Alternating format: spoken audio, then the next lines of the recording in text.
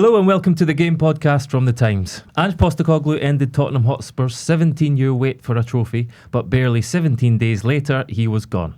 Despite lifting the Europa League trophy last month, the Australian head coach was sacked on Friday, having ultimately paid the price for a 17th place Premier League finish, the club's worst in the top flight since 1976-77. A club statement said that whilst winning the Europa League this season ranks as one of the club's greatest moments, we cannot base our decision on emotions aligned to this triumph.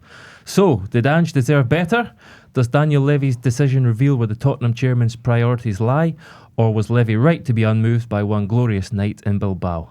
We'll be debating all of that and discussing what the early favourite, Brentford's Thomas Frank, would bring to North London. Also on the show, Andorra 0, England 1. Was Saturday's snooze fest England's worst ever win?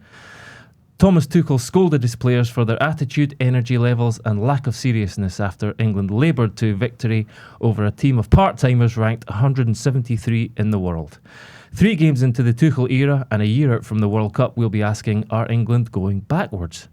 I'm Gregor Robertson, and alongside me today are the former Chelsea and Aston Villa striker Tony Cascarino, the sports data journalist of the year Hamza Khalik-Lunat, and the football reporter covering Tottenham and England, who's had a very busy weekend, Tom Allnutt. Guys, good to have you. Tom all in particular. on Tom, then. Tom in particular, just I hope you don't nod off on the desk this morning. I got that yesterday, and producer Neil, messaged me and said, "You're on the podcast tomorrow." Oh my God! So what happens when the news lands? I mean, you probably give us a bit of insight into how this unfolded for you on Friday. You probably had something prepared, right? To be fair, it was one of those stories that it's fair to say you prepare as a journalist, right? I think we've known for a few weeks or even months that Ange's position has been, let's say, uncertain. And then obviously, I actually went on holiday for a week after the end of the season, and I sort of had that piece prepared for that week, and then I came back and we had another week where it didn't happen. So I had time to have something ready. But no, I was sitting in the RCDE stadium in Barcelona, for the England game, the press conference before. And it's just one of those kind of classic journalist situations where you're in one place to do something, but you actually end up doing something completely different to where you actually meant to be, So you're meant to be in this place where you're covering England against Andorra, and you end up sort of writing all about Spurs and Postecoglou. But yeah, we've been expecting it, haven't we, for a few days, I think, at least. It was 12 days since the end of the season, 16, I think, since the Europa League final. And I think to some extent, the final and the parade and the sort of joyous celebrations down the high road at Spurs definitely made it a difficult decision, for Levy. I think he said in the statement, it was, the club said anyway, that Levy didn't even mention anything from Levy in the statement, which I thought was noteworthy. But it was definitely one of the toughest decisions he's had. You think about the Pochettino sacking, obviously, but in terms of the kind of the timing and the drama, I think Postecoglou was a really difficult person to sack because he's so brilliant with his words and with his sort of command of the narrative, and he knew exactly how to tug at the heartstrings of the Spurs supporters and bottom liners. He delivered a brilliant achievement, to win that trophy.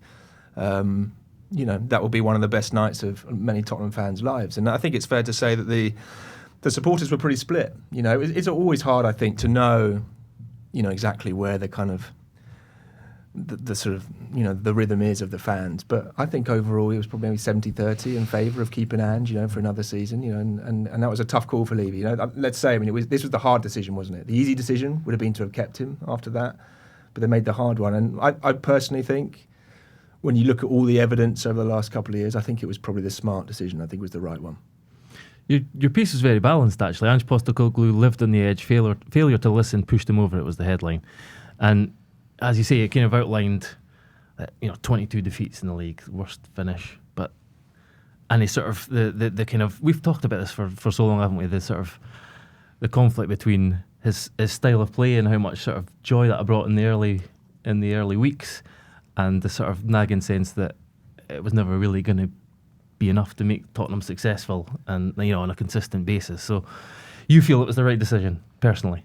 I mean, I always think with Ange, everything was about extremes, Yeah, exactly. all the way through. It was all about, is this guy a complete genius who's come from, Australia and Japan and Scotland, or is he a complete, imposter who hasn't got a clue what he's doing? He's from Australia and he works in Japan and Scotland, His tactics were always sort of high stakes, high why. They could either blow away Manchester City 4-0 or they could lose to Ipswich Town at home. Everything about him was in extremes. And I think part of that was the Postecoglou way. It was his rhetoric. It was the way he played. It was, But actually, I think this was quite a nuanced thing. I don't think it was, 100% disaster or 100% success. And I wonder if the kind of legacy of Ange will actually be slightly more nuanced. And I wrote in the piece that maybe in a few years' time we'll look back on it and say, actually, from the kind of Conte Mourinho era, he brought in a necessary sort of transition in style, to a more modern style of play. In terms of the squad, it's very easy to forget. The squad he inherited was still very much a Pochettino squad almost. The Lloris, Dyer, Kane, that kind of axis. That's all gone now. It's a new team. It's a new squad with new youngsters. And of course, psychologically with the trophy, there's that psychological step that they've taken. But with his era, it's you can lean on whatever you want. You can say they finished 17th in the league and 22 defeats, worst ever season. How on earth could you keep this guy? Equally, you can say, look how Spursy it is to sack the guy when they've just won the trophy. I personally think there's a middle ground there where I think Ange will he'll recognise that he got quite a lot wrong, and I think when you take away all the kind of the noise and stuff, what it came down to was the injuries. It came down to both seasons. But even that's nuanced because some people, there's an argument to say that his style of player led to some of the injuries. Yeah, and I personally think that's pretty clear. Like I think when you look at the hamstring statistics for Spurs, you match them up with the kind of lights out sprint stats for Spurs as well. You talk to physios and doctors in the game, they all say that the correlation between sprints and hamstring and muscle injuries is there. It's incredibly strong. That was the Bielsa one as well, wasn't it? Exactly. That was exactly the same argument. Yeah.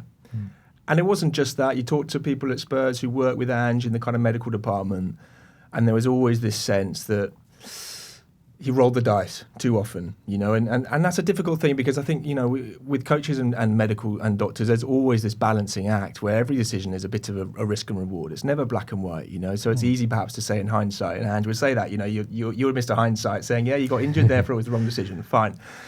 But actually, if you look at the weight of the evidence over the two seasons, the first season, they got to November, they were top of the league. They lost Maddison, Van der Ven, Bentancur to injuries, to muscle strains. The whole season fell off. Second season, between November and February, they always had at least 5 or 6 players out. In January, February, they had 12 players out. They were hitting sort of about 15, 20% above the league average in terms of hamstring strains.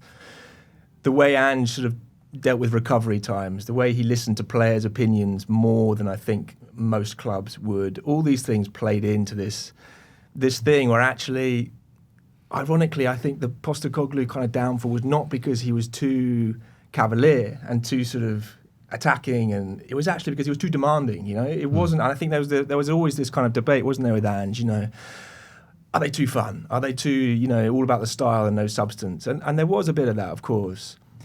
But actually, I think he wanted them to run really hard, and that was always his thing as well, wasn't it? The Ange mantra was, we never stop, we never stop. And someone said it, half-time team talk in that, incredible, kind of almost iconic game against Chelsea in his first season when they were, down to 9 men.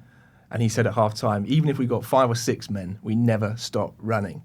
But the problem was they had to stop running because the medics came on and everyone got injured, and that was the thing. But can I just ask you a question, Tom, on that? Because I watched them at Brentford away at the end of the season, which they won, and they clearly had gone away from Ange ball.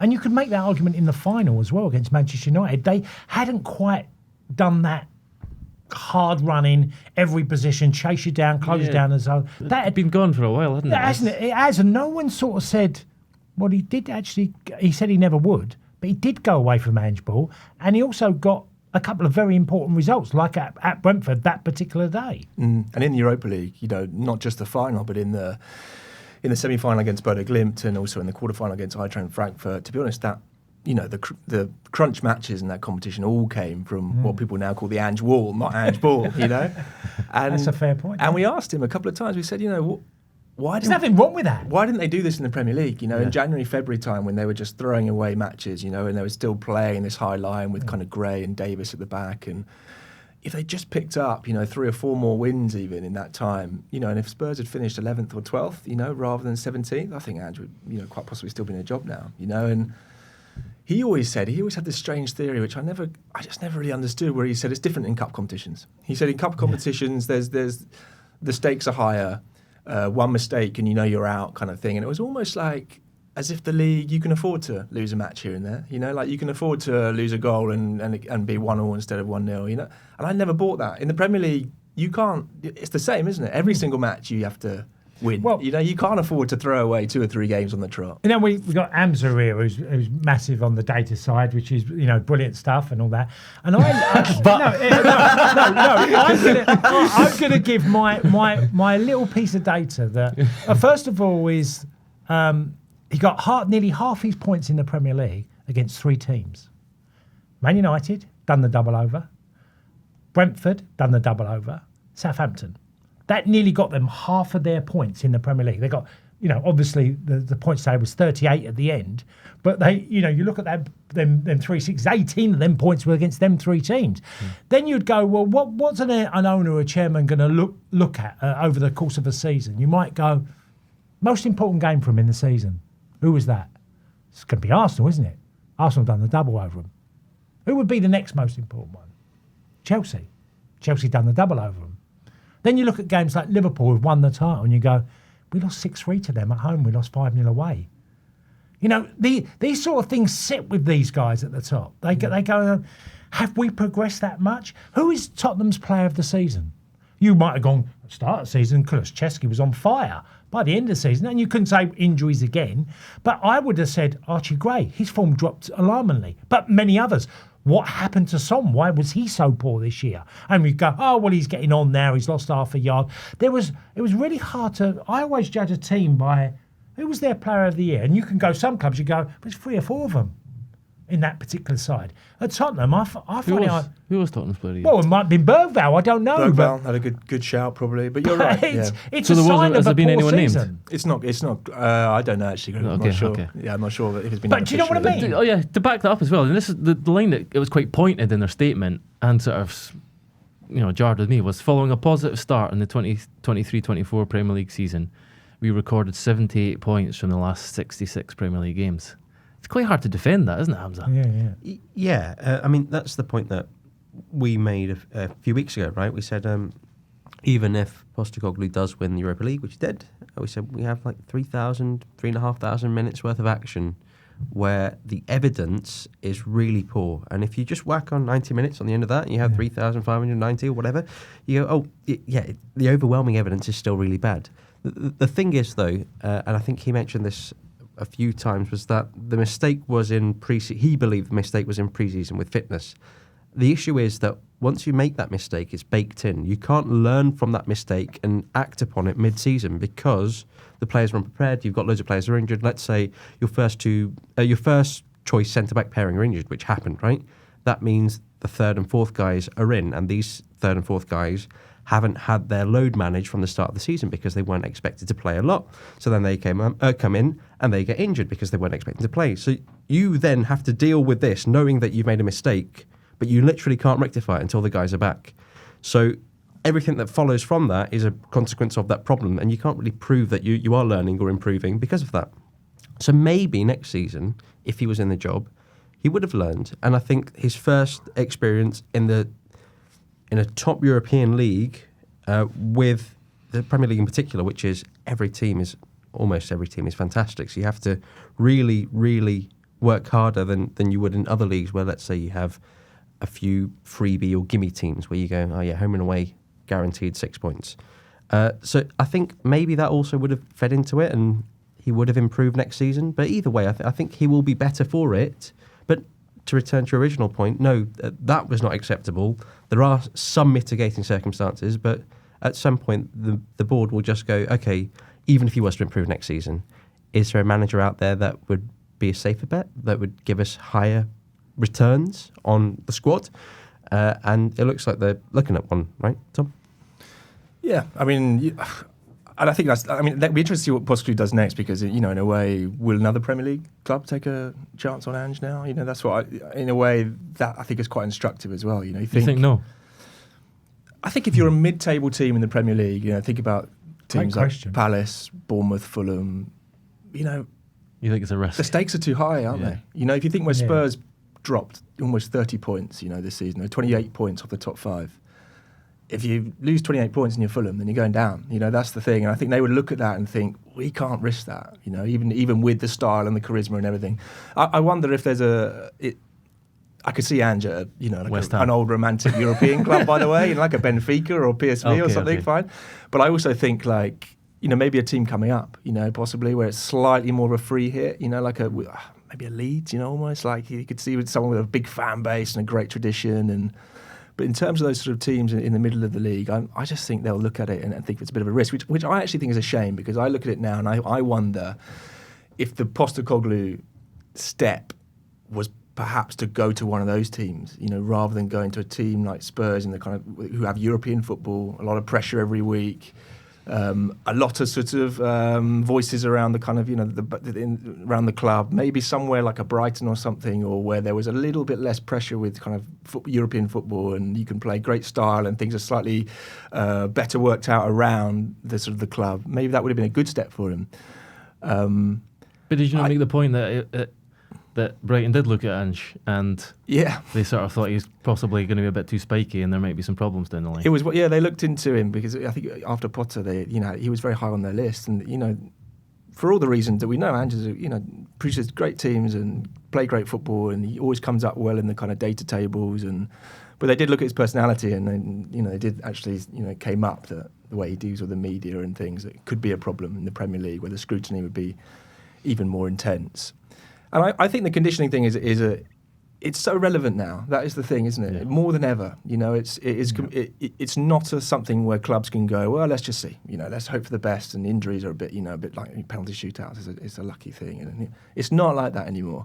I think Johnny did a great piece where he said that Liverpool, when they looked at Slot, they said, look at his injury record. It's absolutely squeaky clean wherever he's been. He knows exactly how to manage his squad. The rotation is excellent. And you look at the schedules now and everything we know about how teams run and the demands on players. All the teams that did well last season in the Premier League were the ones who avoided, really bad injury crisis. Look at Arsenal, their season fell off because of their injuries. Spurs, of course, And I mean, even Amorim actually comes up very well in terms of injury record. It is arguably the one thing that he's done quite well at United. The injuries have been okay. So I think Spurs, with a fully fit team, playing with the best players every week, playing Ange ball when the sun is shining, could be a top 4 team in the Premier League. Brilliant to watch. But that's not the game now. The game is you've got to manage the squad. You've got to adapt to different teams. And I think, crucially, I think there's a lot of emphasis on, they prioritise the Europa League, and in January and February, we gave up in the Premier League, which I think sort of suits Ange more than maybe the reality suggests. But the bottom line is, even if the Europa League didn't exist, Spurs would have finished mid-table last season. At best, if they'd gone out in the quarterfinals, they would have finished maybe 11th, 10th. That's a sackable offence for Spurs, isn't it? Even with that. So, is it okay? What about the point? And this is for all of you, really, is that could you make the argument that, because I'm not convinced that Ange improves players. That's how I look at it as well. I look at that side and I think, how many of them are better players than where they were previously? If you look at Jed Spence, who came into the team, initially done really well. By the end of the season, he's getting left out again. Porro? Porro? You think that's fair? Porro, maybe, yeah. Has Solanke improved since he was at Bournemouth? Yeah. Has Solanke improved during the course of the season at Tottenham? No, I'd probably say no. I think Maddison, hard one, because I'm never even that convinced that Postecoglou was the biggest fan of Maddison. I think at times he had to play him because they had some poor results and he fitted into certain matches. I just don't see. I think Van der Ven, even though he's had lots of injuries again, and we can associate injury, but he didn't quite look the defender when he got fit again. And okay, might need more games. He's a big lad, and there's very few. I'm not convinced about the goalkeeper. I think their goalkeeper's one of the poorest, Vicario. Everyone keeps saying to me he's a great shot stopper. I said, well, he picks the ball out of the back of the net quite often. Just look at the numbers. So he ain't that good of a shot stopper. And maybe it's me. Maybe I'm being really harsh on the improvement of players. I mean, what I will say, and I do think, because I feel like we've been justifying the Ange, why Spurs made the right decision, and I put that is true. But it is, I mean, winning a trophy for Spurs is a huge thing. I was going to say, you should pan out as well and say, look at the broad. What does it say about Spurs too? What does it say about their priorities? What does it say about how kind of cold and ruthless and should we expect this, or was this still really, really harsh? Yeah, and I mean, and Ange was always saying the last few weeks, that when he came, his 3 big jobs were to change the style, tick, change the squad, tick, win a trophy, tick. And he will go to his next club in his interview and he'll say, "This is what I was told to do, and this is what we did." There was another one, I think, where it was sort of unite the club more, develop a better culture with the fans, and he probably just Worked about did that at the end, And the start when they were singing, Robbie Williams songs Exactly, about Ange and saying we've got our Tottenham back. And he said the stadium was like even a Levy nightclub. said we've got our Tottenham back at one stage, didn't he? Do you know what the funniest conversation about this all, and I had it on radio at the weekend, is if hypothetical, if Tottenham lose, is 100% everyone's okay him leaving? Yeah. I mean, that's a 90-minute decision. That's really an argument to support the decision, isn't it? Yeah. Because he shouldn't base a decision on 90 minutes, despite what was there, the tangible benefit of that 90 minutes. That's fair to say, isn't it? And they lost Harry Kane, of course, didn't they? I mean, and that's a huge thing. And did have to deal with a lot. He did have to deal with a lot. He lost a lot of very key players, a lot of leaders in the dressing room. Lloris, for example, club captain. And he did have to handle a really big transition. To go from Conte's style to his style was a big sea change as well. And as I say, I think he'll always go down as one of the, I don't know, the best, but one of the sort of favourite, almost most memorable, Spurs managers now. A little bit like Ozzy Ardiles' Tottenham, and really exciting at times. And I mean, he was great to watch. I watched him a few times and come away, thought that was great today. And then other days, they lost though. Well, no, they beat West Ham 4-1 at the Tottenham Stadium. First half 1-1. I don't know if it was you there that day, Hamza, with me. Was you there at Tottenham? Anyway, it doesn't matter if you weren't. But I just remember watching the second half and thinking, cool, when they're good, they can be really good. There wasn't a better team to watch in the league when Spurs were on form. I mean, we haven't seen it for a long time, but when they were at their kind of peak under Postecoglou, they were one of the best teams to watch in the league. And you talk about zooming out, Gregor, like, it's this constant balancing act at Tottenham, isn't it? They're asking managers, I don't know if perform miracles is an exaggeration, but certainly to overperform all the time. And what Pochettino did was he managed to kind of do this dance where the transfer fees were not super high, the wages were pretty middling, and yet, take them to kind of the elite in Europe, to a Champions League final, challenging for Premier League titles. But you look at all the kind of financial numbers that Spurs post, that's not really how they spend their money. They are a sort of 5th, 6th kind of team. I mean, across Ange's years, they were 4th for transfer fees. In terms of wages, they're still, we talked, didn't we, in the middle of the year about how they're one of the, I think they're bottom of the Premier League in terms of the percentage of revenue they actually invest on wages. So they're always asking their coaches to do something that really the club aren't quite supporting, and that'll be the same for the next one. Thomas Frank, whoever it is, will be asked to come in and they'll say, look, we'll give you this amount of transfer fees. You're not going to get as much as City. You're not going to get as much as Chelsea. You're not going to get as much as Liverpool or Arsenal or Newcastle. But we want you to finish above 2 or 3 of those teams, by the way. We want you to get into the latter stage of the Champions League, even though you're not paying the same wages as the other big European clubs. So that's always the thing that you're being tasked with. Ange couldn't do it overall. They finished 5th in the first season. But winning a trophy, actually, as you said, it's not the kind of priority for the board and the club, but for the fans, that'll be something they'll never forget. Hamza, Thomas Frank then, he has overperformed. I think they have the 19th highest wage bill and they finished 10th.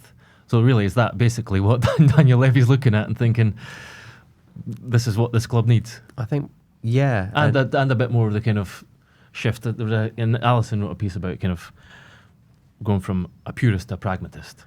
Yeah, I mean, just on a pure tactical basis, when people watch Thomas Frank's Brentford in the Championship, you saw this fantastic attacking team. Then they are promoted to the Premier League, and like you said, you've got really sort of limited wage base, and you've got these superstar teams. So they play in a very pragmatic, defensive, counter-attacking, a lot of long stuff first season. Then they slightly tweak it the following season, and they mix it up just a bit more. And you see the speed at which they play the ball forward, which was really high, and the amount of passes that they attempt per sequence, which is quite low, then begin to increase. So the speed at which they put the ball forward dropped, and the passes per sequence increased. Then that happened again, and you see their possession numbers then begin to tick up, and then you see how they shift from games. Let's say if they play a big team, they'll quote unquote big team, they'll play with a 5-3-2, pretty normal formation, robust, solid in the middle, not much space out wide. Then against teams that are slightly closer to their level, they'll shift to a 4 at the back, and they'll be a lot more attacking. They'll have the 2 wingers playing sort of 4-3-3, and then this season you've got a team that genuinely mixes it up. So you'll have games where they play long, direct, low possession football, and you'll have other matches where they are trying to play possession-based football, use sort of intelligent rotations and passing sequences and breaks and combinations to get field and attack, and then you've got all the set-piece stuff as well. This is a really, really well-oiled machine where every component slots in really well, and you can see how those pieces have evolved over time. So when you think about what Tony mentioned about improvement, you see that with the team. A team that could do something in the Championship, doing something different in the Premier League, and then changing how they do that. And he did that on a limited budget, and that's what makes him so impressive. But I guess also that ability to be compartmentalised, right? To say, okay, I'm not dealing with transfers, which is pretty normal for most managers nowadays, or head coaches nowadays. That's the board, the sporting director's job. And also saying, okay, the set pieces, that's a set piece coach thing. The fitness stuff, that's a fitness coach thing. And I think that's going to be more and more important when we think about someone like Postecoglou or his successor, how clubs think about compartmentalising their roles and saying, okay, you are literally responsible for player management. You are a man manager because you're a fantastic leader, which Thomas Frank also seemingly is, just the way that he speaks and how his players respect him, all that sort of stuff. And then also, okay, you're going to leave the fitness stuff to the fitness guys. You're going to liaise with them, obviously. You're in charge. But you're going to let them oversee that department and make sure that the players are fit so they're available to you. And then transfers, all that sort of stuff. So yeah, I think when you look at someone like Frank, you see someone who's able to take a quite limited squad and get a lot more out of them. The degree to which you can do that will changes, right? It depends on the league. It depends on, Go on, Tony. No, I'm going to jump in because you said a lot of great so? stuff, but there's something else that none of us are even really thinking about, and I think it's really relevant. We talked about injuries at Tottenham. Brentford had a lot of injuries. Think about Rico Lewis being out for so long. Think about Aaron Hickey being out, and others. They've had a lot of injuries. Ben Mee was out for a long time. And I think, again, they were serious injuries. They weren't hamstrings. These were really bad injuries. But he had a lot of them. And he also, I mentioned the point of, picking player of the season at clubs. I mean, that might sound trivial. But look at Brentford, and you can argue 4 or 5 of them. Damsgaard's been brilliant for Brentford. Him and Norgay in midfield, and you talked about passing and doing something. Them two pass the ball for fun. They're great. Damsgaard's been incredible. From a lad that looked weak when he first got in and looked like he could get muscled out of every game, he was controlling things for Brentford most of the season. And I think that overachievement with managing the injuries as well, because there was a lot. If you go through Brentford had a real bad injury list, but mainly really serious injuries. Because the boy Icky, how long's boy Icky been out? Over a year? Maybe more. Yeah. Rico Emery, more than a year out of injury. They're the 2 wing-backs. They're important. Think of players who have done well. Vizza's done brilliant. His goal record this year. And Mbeumo, again, another great season. Kevin Schade, come in, does fantastic. Then the midfield boy, Nathan Collins at the back. You can go through half the Brentford team and go, a lot of them played well. But it's still be the question of the step. It's a big step. There'd be a lot of goodwill for Thomas Frank, wouldn't there? And you're as someone who's covering Tottenham, it seems to be like it's going to happen. He also has a link with Lang, the director of football, who he coached with a team in Denmark many years ago. So it seems like this is going to happen. Is that right? Yeah, I mean he's in the driving seat at the moment. I think and we expect. Spurs took a couple of weeks to kind of get Postecoglou decision done, and I think the idea was to maybe get a few ducks in a row as well before that. So I mean, I think the win with Frank is my one doubt is that transition from a club where everything is quite, perfectly arranged. A lot of the things the guys were talking about there What, the are Matthew Benham actually Brentford. owner, Exactly, yeah. They're Brentford rather than Frank. He's a part of that whole puzzle. Exactly. And, you look at Potter and how it went from Brighton to Chelsea. Maybe it's an unfair comparison. But, when you take someone out of those clubs who they're very good coaches, very good managers perhaps, but actually everything around them is sort of is set in stone, isn't it? And then the next coach comes in and they also do a really good job because the club is so well run and all the departments, function so seamlessly. If you take the coach out and put it, in a club like Tottenham or Chelsea where things are slightly more kind of in flux, let's say, can they make that transition? I'm not saying they can or they can't, but I think it's a question mark, isn't it?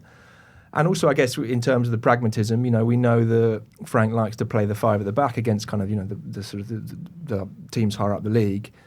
I guess with Spurs, how often will he do that? Do they play five at the back against Arsenal at home, for example? Do they play five at the back away at Bournemouth? I wonder where's that line? Because obviously there is this expectation, rightly or wrongly, at Spurs that they play on the front foot, and Postecoglou, let's say, played on 2 front feet, but there will be this kind of balancing act of when to sort of be pragmatic or when not to be. But I think ultimately, I think Frank deserves his chance, doesn't he? It's great to see. The time is right now, isn't it? As well, I think for him as well at Brentford, he might think that the time is right for him to kind of try something new, and even for the club maybe, as well. So I would like to, these kind of coaches who are currently, we all sing their praises all the time during the season. It's kind of the more sort of middle classes, if you like, of the Premier League. I think it's great to see them get their chance at some of the kind of bigger clubs, as it were. Well, fascinating to see how quickly that one moves. I'm sure, Tom, if you're not going on holiday again, you'll have more work ahead for you. You need an holiday. After the break, we'll be talking about England. And before the break, it means it's quiz time. Who am I talking about when I say a former footballer who played for Arsenal, Blackburn and Tottenham and was capped 7 times by England? Find out after the break. Welcome back to the Game Podcast from The Times. I'm Gregor Robertson alongside Tom Allnutt, Hamza Khalik-Lunat and Tony Cascarino. Before the break, I asked a quiz question and the answer is... Tom? David Bentley. Straight in there, yes. And we just had a quite interesting discussion about his early retirement, his views about football. I think he's got a bar in Marbella or something now. Yeah, when he was, the break. I listened to him on a radio show one day and I was laughing my socks off because he actually openly admitted that, I had my time in football and I was quite happy to finish, and I went up and set up my bar in Spain and, enjoyed life. And, he was really upbeat about it. Well, he wasn't one, I shouldn't have done that. Or he played his best football at Blackburn. He was a young lad at Arsenal, before he sort of got that move. And the Tottenham was probably the nightmare experience. The Celtic one for me. Well, it was a nightmare one for England, wasn't it, Tom? Andorra 0, England 1. And England lacked seriousness and quality, says Furious Tuchel, was the headline in your piece from Barcelona. Was it the worst win? It sounds like a bit of an oxymoron, that, the worst England win. But that's what a lot of the kind of coverage was hinting at afterwards. It was pretty bad, wasn't it? It was pretty bad, I guess, if you kind of throw everything into the mix, sort of half-empty stadium, end of the season, the way they played, just the kind of sense that none of the players really wanted to be there, the kind of lack of energy and urgency. I mean, I can think of worse England results, I have to say. The Iceland one sticks out. In terms of major tournaments. Worst win. Stakes. Yeah. Okay, worst win. Okay, that's why it sounds strange. But that's what kind of... Was that Jonathan who said that, Jonathan? Yeah, the worst win. I remember laughing at that line. Yeah. I'm thinking, well, I've never thought about that. Yeah, Johnny's intro was about, I don't know, watching paint dry and counting screws in a toolbox, things like that. Do the grout in your bathroom. Yeah, that's it. Yeah. So it's clearly a good fun one to be at in the press box. Yeah, I don't know if it's too generous, but I have some sympathy with the players. I don't know what you think, Tony, but I think at the end of a season like this, I can't think of anything worse, than putting your boots away at the end of a Premier League season and thinking, next week we've got to go to, play Andorra away, and everyone's going to think we should win 6 or 7-0 and play brilliantly and, play with verve and speed, and they want to see us play attacking, exciting football, but actually they're exhausted, right, physically and mentally. So I have some sympathy. I guess it's that thing where if they'd won, even 2-3. People probably would have just been like, okay, let's move on and forget about it, and that's fine. But winning 1-0, last kind of 25 minutes, even Andorra sort of had one or two attacks where you sort of thought, blimey, they might even nick a goal here. And I think particularly Tuchel, the way he is as a coach, he's so meticulous about details and sort of application, and he doesn't like the players doing what they want to do. He wants them to do the plan always. And he sort of said, first 25 minutes. It was good. We stuck to the plan. The movements were correct. And then he sort of said, actually, once we didn't score, everyone started to kind of freestyle, I think he said. We started, and there was no movement. Everyone started to play the ball to feet, and everyone was trying to kind of get frustrated. And he said we got stuck. And I thought that was true. But is there a little bit in my head? I was thinking, is this like a club coach talking? Where they're so used to having the training every single day and drilling the players so perfectly to their kind of plans.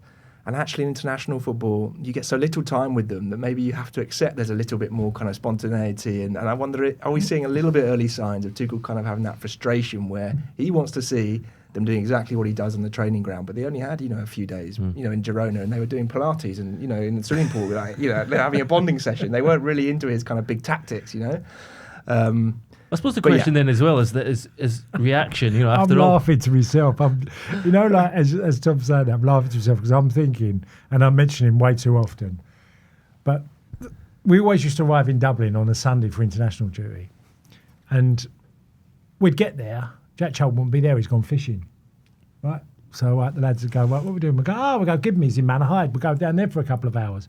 I never saw Jack Charlton till Monday afternoon. We were meant to train Monday morning. He'd cancel it because the lads are still in bed and say, right, afternoon, we're training in the afternoon. Then you're going to pictures. We're going to go to the cinema, like all this. And I laugh because, when you join up, and Tom said the question of, you join up, it got to the end of the season, you're playing. In years gone by, we'd have World Cup qualifiers in June, like England have played an obviously Nations League game. So they're big matches in themselves. But when we got there, the lads have all arrived fit. Everybody's fit. You don't need to really do much training because the season's just ended. So you turn up and you want to try to make it a little bit light-hearted because you're going to get in. By the time they get to the game, you've done very little training, and sitting there doing mind-boggling training session after training. And I feel for Tuchel because it's hard to get the message over.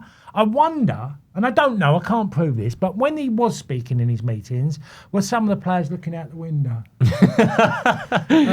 You know what I mean, Gregor? About this. It's a really tough one for him as well. To be fair, Johnny wrote a piece about it, and it's probably England were doing in the last week a lot of the kind of modern football version of what you guys were doing there, which was going to the pub. Yeah, they were doing a lot of the things that were team bonding stuff. They were going for a cycle together. They were going in the swimming pool. Play some golf. Yeah, golf. Yeah. So that is what he's kind of trying to do. It's like trying to create. Well, you sort of team have spirit. to do that. I mean, I'm not suggesting anyone goes to the pub, by the way, Gregor, as an example, but he has very little time. When do you get time as an international manager to say, I'm going to have a week with a squad? You only get that week or two prior to a tournament. The interesting thing then is his reaction, because he's not sugarcoated it after every game, in fact. He's been quite critical, hasn't he, to the media. And he says, everything I say here, I'm saying in the changing room as well. But first of all, Hamza, does that threaten the kind of good vibes that he's been trying to create in the last week? And more broadly, when you're calling out your players' attitude and stuff in your third game, is there any sort of threat to how they will see the manager? Yeah, but this was clear from the very first press conference that he did that he was not going to. You could see if this works, brilliant, and everyone will say, just like with Serena Wiegman, this guy set out exactly what he wanted from his players. They knew what they were going to get, and if England win, you go, it was perfect. See, he didn't care who was going to upset because he was so clear with them in the first place. But you could also go, ooh, if it doesn't quite go right, or if it does go wrong, we can see where the seeds of the problems are going to be. Because, for example, he at the start last international window, he just said, "Yeah, I'm going to choose who I want to choose. I don't really care too much about the clubs." And he sort of set himself on a sort of war footing with other managers. Then a few weeks ago, Arne Slot mentioned how Alexander-Arnold was training at the start of the season. It was put to Thomas Tuchel, and he goes, if he doesn't take his defending seriously, it's going to cost us the World Cup. Words to that effect. And you go, okay, this can be a wake-up call for some players. It can also be, oh my God, I don't want to play for you, for others. It's up to the manager to decide which players to deploy those tactics to and who's going to respond to those. So you don't know if it is going to work or if it isn't. But what you can say is he has chosen his path, and it is a fine line that he walks. And we'll find out if he walks it correctly. But I think it's bold, and I respect it for the boldness. And I think most of the top managers as well have their own bold styles that they stick to, and it's what served them well in the first place. And deviating from that is not going to lead to a step change from Southgate. I was going to say, I mean, Hamza says that Tuchel chosen this path, which is true, but the FA have chosen this path. You know, I mean, we all know what Tuchel is, and the FA knew that as well. You know, throughout his whole career, this is how he's been: uncompromising, you know, ruthless. If you wanted this sort of, you know, diplomacy of Southgate, then you just keep Southgate. You know, and this is what they wanted, right? They wanted, in inverted commas, the winner, the guy who's going to take the big players over the line, and you know, those marginal details, not allow them to be lethargic even in the last 20 minutes away at Andorra. You know, the whole thing has been, and Johnny wrote, you know, a great piece in the build up to this game about how they're basically trying to kind of recreate tournament conditions in all ways, you know, even in the kind of build up of the schedule, and everything is almost exactly the same, so the rhythm is exactly the same. So you can't then complain when Tuchel comes out after a poor performance and says it how it is. You know, that's what he's like. I agree with Hamza, and you know, let's see, you know, how the players react to that, because I think there is a different rhythm about international football where you have to almost bring the players in with you, don't you? Because it's not as easy as in a club where there's togetherness and everyone is there every single morning, and you have to sort of make people want to come. And that is the one thing that Southgate managed to do. You know, it's easy to forget that when he arrived, no one wanted to join up with England. It was always a bit of a chore. It's hard to get them to come, wasn't it? Exactly. So, was it okay? Would we say that Tuchel's lineup was quite experimental though? Yeah. You know, because to me, obviously Curtis Jones playing in a sort of a right back position at times, Reece James left back, then you'd go 3 number 10s in the lineup. Mm-hmm. I mean, he's not going to do that at a tournament, so that's not recreating a World Cup finals like next summer, because there was no way on earth he'll play 3 number 10s. Oh well, maybe against a team. Yeah, like so this level, but tournament will be different. Of course, but again, the World Cup is expanded, so you're going to have some teams that aren't France, Germany level. And I thought it was... He mentioned in the week that lots of teams play in the Premier League with a 3 and then a 2 when they build up, or a 4 then a 1. And he pretty much said everyone does it apart from Liverpool and Newcastle. And he was essentially getting at, from what I could understand from reading it, that it was a bit boring, a bit too structured, and you should actually be a bit more sort of provocative and daring with the way that you build up. So he built up with a 3-1-2-2-2, which I'd not seen before. And then the team was sort of clustering to one side when they build up. So if they built up on the left side, most of the team would orient themselves to the left. So I thought there were interesting things in those first 20 minutes. I know it wasn't particularly exciting to watch, but I thought there are interesting things there that you might see at the World Cup. And again, if you're going to dominate possession, let's say you go up against a team such as... you're trailing to a team such as France, right? Mm. You know you're going to have a lot of the ball because they're going to sit back and try and counter-attack. So what do? You've got to think about, how do we attack them? How do we break them down? How do we get between the lines? If we're going to have loads of the ball, do we really need a conventional defender in the back line? Or could we put a midfielder there? Because they're going to be acting like a midfielder most of the time anyway, like Curtis Jones was. I'm not necessarily saying I agree with whatever, but I thought it was interesting to try it out. It didn't look great, but I thought there were things that we learned from it that he may take forward. I agree with an experiment. I agree trying to look at things. I'm just replicating a tournament. I'm not so sure about that at this time of year. There's a lot of, a lot of space between now and next summer.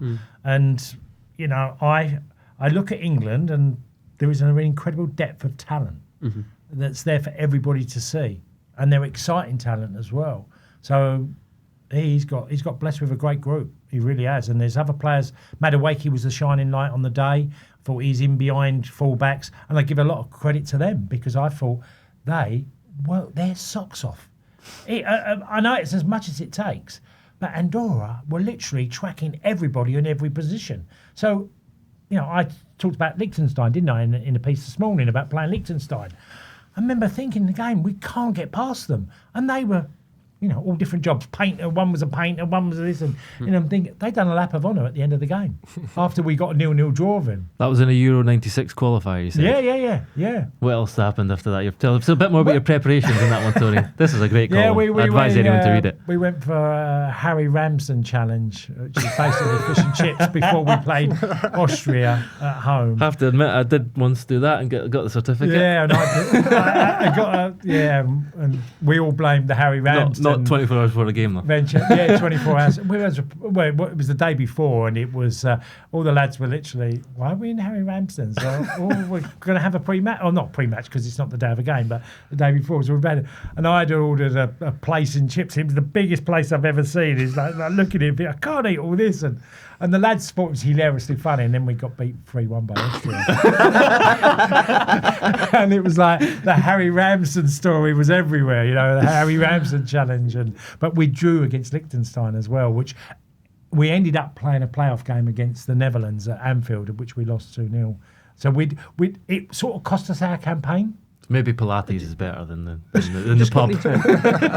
You mentioned that you would go and have a drink before when you join up. How important is that too? Because these guys had the F1 and then they had the nice golf resort and all that sort of stuff. Yeah. How important is it actually when you come to a tournament that you're actually looking forward to it and you get to spend some time with your mates, I guess? Our manager he felt it's really important that we absolutely had fun to a degree and gelled and not be around each other 24/7.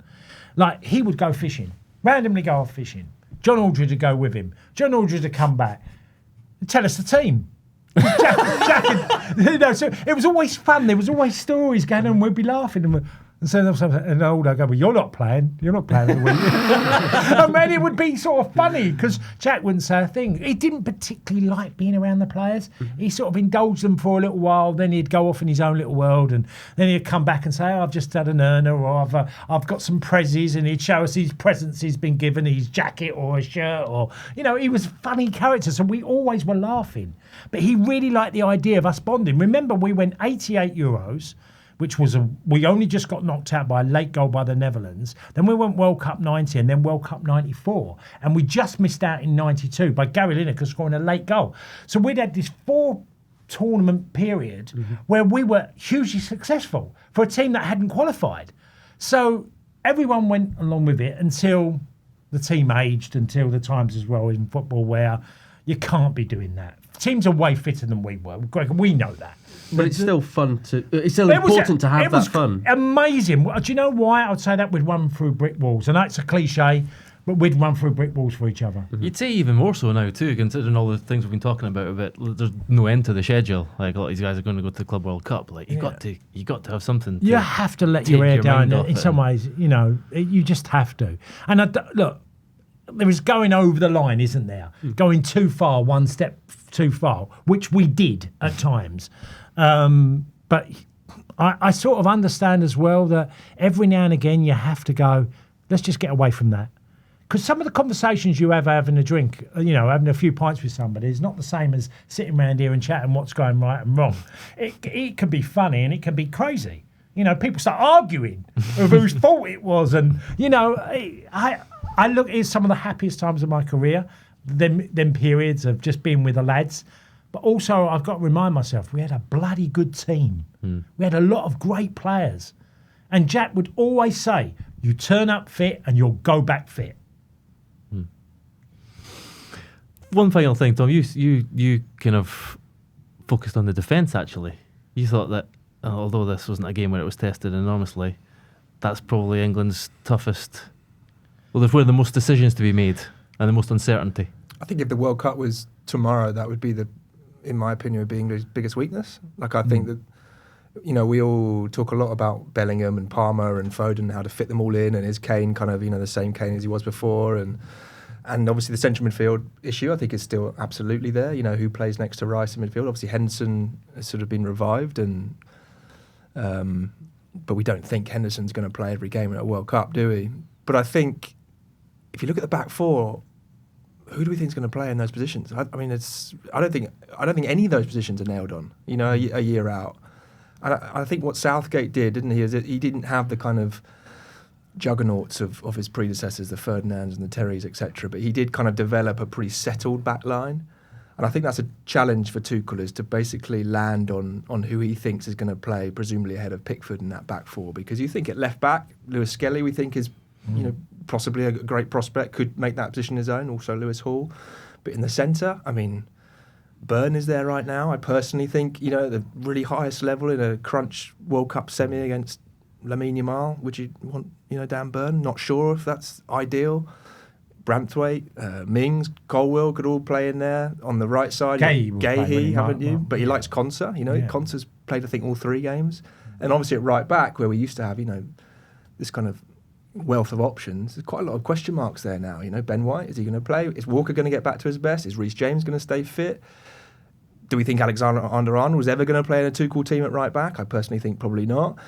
And the question marks are there, and maybe next season, 2 or 3 of these players have excellent seasons and it becomes kind of obvious. But I think it's really key that they find those connections, quite quickly, because we know that Southgate, looked at France and looked at Portugal now, they won these tournaments, and he basically came up with this idea that to win an international tournament, you have to be solid at the back. We know when Tuchel won with Chelsea the Champions League, they conceded, I think, 1 goal in the 7 knockout matches they played that season. So you've got 2 managers who clearly think defence is going to be key in knockout football. But England's defence at the moment, is at best uncertain. It's not good enough to win a tournament, that's for sure. And it's, actually quite ropey, isn't it, in a way? So, are they going backwards? Are England going backwards? Is that a bit too much? Is it too early to say that? Or have they been going backwards for a while now, actually, when you think about how the last tournament kind of panned out, despite them getting to the final? I think the nature of the year between tournaments is always, you could see it as going backwards, but I don't necessarily think it is. It's just lots of things are in flux. Some players are unavailable, some things you try out. I mean, look at Brazil, the team that Ancelotti named. You wouldn't necessarily think the guys that are in that team are like, oh yeah, there's some older guys, not that good. Sorry, when I say not that good, I mean older guys that whose best years are probably a bit behind them is a better way of saying politically correct way to say it. Not like it's a stupid phrase. They're international players, of course they're all good. You look at those and then you think, is that what the team is going to look like in a year's time? And the truth is, it rarely ever is. I mean, you could look back at the previous tournament. For any team, you could look at Brazil, you could look at England, and then go back to the previous tournament before that, and you'd go, let's say you take that tournament and go to the end and go, okay, look at these players. Who are the sort of players that are always going to be here? And you'd pretty much always pick out 7 guys that are going to be there in the next year, the next World Cup. And it comes round to it, it's only 3 or 4. And that's just the nature of football. You'll have players that you think are brilliant at one particular moment, and because of injuries, because of development, because of new players coming in, because of things that are often outside of their control, that changes, right? So the truth is, we can't make that judgment yet without having that wider lens view. We've only had 3 matches. So it might look like they're going backwards, but I don't know if we can say that yet. And in terms of the defence specifically, I mean, you look at, people are just, time moved on, isn't it? You look at Walker, for example, Maguire, Stones, who, has a problem with injuries. That's what happens, is a team grows old, and I think in a way Southgate's team did get to that point, didn't it, where it sort of needed to be refreshed. But I think there are more questions than answers at the moment when you look at the kind of Tuchel starting 11 as to who will be playing in a year's time. Okay. Finally, Hamza, you're going to Slovakia to cover England's under-21s, and you've been at St George's Park this week. You always get good access when you go to cover England's 21s, don't you? You've spoken to Harvey Elliot, Ethan Nwaneri, been close proximity to Joe Bellingham, who's obviously followed in his brother's footsteps and making a transfer to Borussia Dortmund. Tell us a bit about your time at St George's Park and England's preparations for the 21s Euros. So training squad was announced a couple of weeks ago, and that was a slightly bigger than normal squad because of the Club World Cup, basically. So because players that are in that squad could sign for Club World Cup teams, specifically Liam Delap and Joe Bellingham. They named a slightly bigger squad, knowing that if the clubs wanted to take them, if they moved from Ipswich to Chelsea, then they might not be available. So they had a slightly bigger than usual squad. And in fact, a few players, such as Rico Lewis, Jamie Gittins, were already excluded from that squad because they knew they'd be at the Club World Cup. So these guys are regulars for the team. So you've had a little bit of turnover, which is less than ideal. But nonetheless, you've got a really exciting group of players still. So you still have so a few players are injured as well. So no Adam Wharton, sadly, he had that concussion in the FA Cup final. But you've still got Harvey Elliot. You've still got James McAtee. McAtee's very interesting as well because he was put in this very difficult situation where the club said to him, Manchester City this is, they said, would you like to come with us to the Club World Cup or would you like to go with England to the under 21 Euros? And truthfully, that's a really difficult question because He's captain as well, isn't he? He was just named captain. But could you imagine that Pep Guardiola asking you, like, would you like to come with us, with me, and essentially, would you like your future to be at the club, even though you haven't played as much as you would have liked this season? Or do you think, would you like to go away with the national team, the under-21 national team, and then probably think about your future away from the club? And that's a decision he took. And for him and players like him, there could be their own Cole Palmer moment. And I say this because 2 years ago, Cole Palmer travelled to Georgia. He was about to move to Chelsea. He had a very good under-21 Euros, broke out, got his minutes after a season where he wasn't playing that much domestically, and then was fantastic. And he took the league by storm. So there is the potential here for players like McAtee. Elliot Anderson's in the squad as well, so you've got fantastic depth there. You've got CJ Egan-Riley. You've got James Beadle in goal. You don't have Jared Brandt because he's injured. Taylor Howard-Bellis, a regular captain, is also injured. But you've got loads of really good talent in this group. They seem to be looking forward to the tournament. Mind you, you mentioned Harvey Elliott. The other day, both he and Tyler Morton, his teammate at Liverpool, seemed a little bit sort of downbeat. And they we sort of asked them why, and they sort of said, essentially, this season has been very difficult for them. They've not played as much as they would have liked. They had, Elliott in particular, had lots of minutes the previous season, and then only started a few matches in the season that we've just had. And he's thinking, and he says this is a club that I love, but I'm going to have to think about where my future is next season, essentially. But this is a tournament where they can really sort of put a flare up because they haven't had the minutes domestically, and they can say to the other clubs in Europe, come for me, represent the team, and get that tournament experience that you think would be very important going into a World Cup as well. If you can take this tournament by storm, put yourself on Thomas Tuchel's radar, then there's a good chance you might be going to the World Cup. But yeah, it's a really exciting team. I'm very excited to see them playing. Lee Carsley's back as manager, obviously. So he was manager of the 21s, did the senior team for 6 matches and has returned. You're a big Carsley fan, aren't you? I am, yeah. So we're probably going to see a 4-2-2-2 with lots of rotations and double false nines because Liam Delap's not in the squad.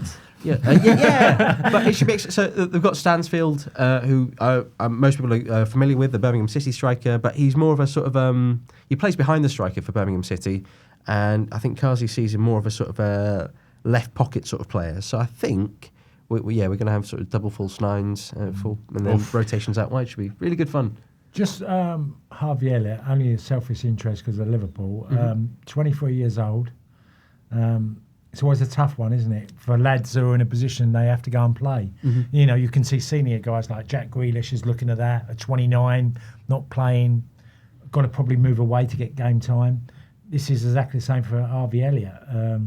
Probably a little bit more sympathy towards him because, you know. And it's so difficult because you look at the season under Klopp, right, where he played like 36 or so games. Yeah. He started a lot as well. He had that season, and I remember him saying for a 21s thing as well, he's like, he wanted to go to the Euros. He's like, yeah, I'm putting my hands up. I'm trying my best to be there. And because he hasn't played this season, I mean, he had that moment against PSG as well. Yeah. And he spoke about that and how it was, he thought that would be his moment. He comes on, scores against PSG, wins the match. And then there's a league match the following a few days later. And he's thinking, all right, I've done it. I'm going to get in. And he just doesn't. And then he's deflated. And it's very difficult, right? Because you're trying to do what you can, but match intensity training, which is to link back to what we started on, right? So one of the changes that Slot brought in was less intense training to reduce the frequency of injuries from training, right? Which means it's harder to show yourself in those training sessions where they're not sort of match-level training sessions. So he said he found that difficult. And then when you come on, the game's already settled. Who cares if you score a goal or two, if it's 2-0 already, right? You're stat padding, essentially. So then it's hard to really show the manager what you're about in those moments. And Morton mentioned the similar thing as well. Yeah, people forget about these things as well. You've got to discuss with your family, your friends, your advisors. What's the best thing here?